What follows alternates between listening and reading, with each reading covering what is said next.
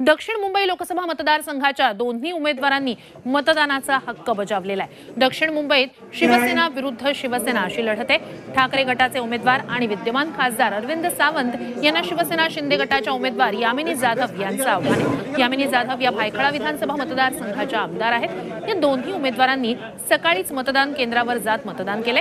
नागरिकांनी घराबाहेर पडून मतदान करावं असं आवाहन अरविंद सावंत यांनी केलंय। दक्षिण मुंबई लोकसभा मतदारसंघात मराठी मतदार तसंच मुस्लिम आणि दलित समाजाचा कल कुणाकडे आहे यावरच विजयाची गणितं अवलंबून आहेत।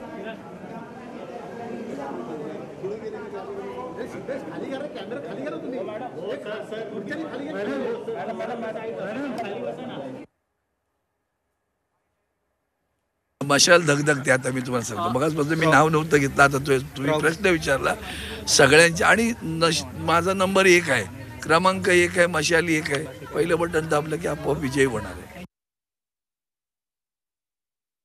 मी निवडणुकीसारखी पाहते आणि शिवसेना आम्ही आहोत, त्यामुळे समोर काय त्याच्याशी मला बोलण्याची गरज वाटत नाही।